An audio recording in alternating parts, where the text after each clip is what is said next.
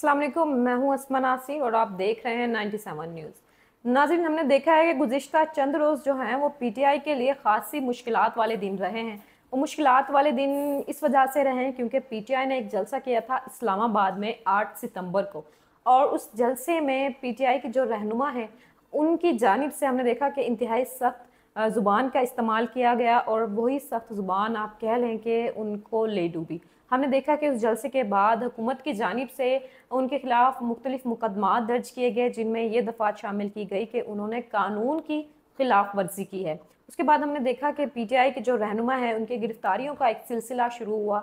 हमने देखा कि पीटीआई के जो रहनुमा हैं उनको पार्लियामेंट के बाहर से गिरफ्तार किया गया, किसी रहनुमा को उसके ऑफिस से उठाया गया, और हमने यहाँ तक भी देखा कि अजीब कानून की आप कह लें कि वो पाबंदी कर रहे थे कि एक रहनुमा को मस्जिद के बाहर से भी उठाया गया।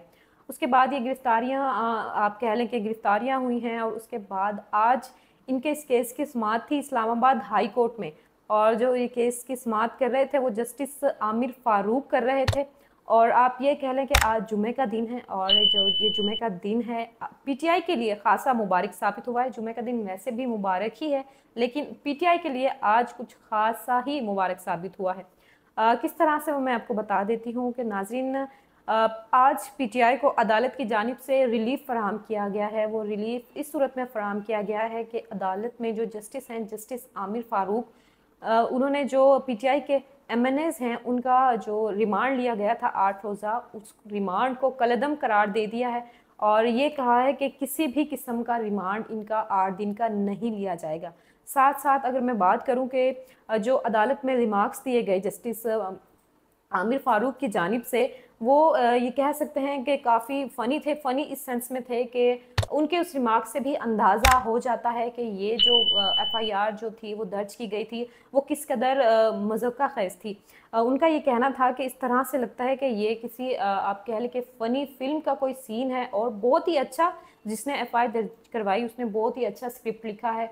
और साथ साथ उनका ये भी कहना था कि आप शुएब शाहीन या जो बैरिस्टर गौहर हैं उनको नहीं जानते। इसके बाद जो इस्लामाबाद जो पुलिस है उनके इस बारे में ये कहना था कि शुएब शाहीन से डंडा बरामद हुआ है। तो ये काफ़ी फ़नी सीन था कोर्ट में, लेकिन जो अच्छी बात थी वो ये थी कि आज इस्लामाबाद हाई कोर्ट की जानिब से पीटीआई को काफ़ी रिलीफ फराहम किया गया है।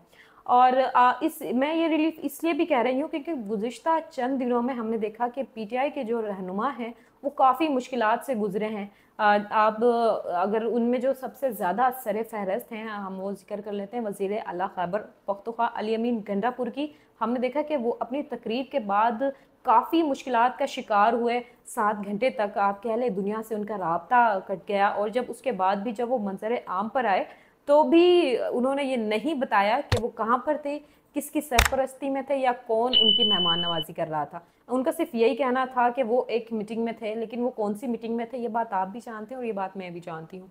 तो आज आप ये कह सकते हैं कि पीटीआई का जो वर्कर है, जो पीटीआई के जो रहनुमा है, उनके लिए एक बहुत ही अच्छा दिन था। और ख़ास तौर पर पीटीआई के वो रहनुमा जो गिरफ्तार हैं उनके लिए तो कुछ ज़्यादा ही अच्छा दिन था, इस वजह से कि अब वो जिस्मानी रिमांड से महफूज रहेंगे। तो इस बारे में आपकी क्या राय है? मैं चाहूँगी कि आप हमें अपनी जो राय है उससे ज़रूर आगाह कीजिए। हमारे कमेंट सेक्शन आपके लिए खुले हुए हैं। आप अपने कमेंट के ज़रिए अपनी राय मुझ तक पहुँचा सकते हैं। तो फ़िलहाल के लिए इतना ही। आपसे फिर मुलाकात होगी। अपनी होस्ट अस्मा नासिर को दीजिए इजाज़त। अल्लाह हाफ़िज़।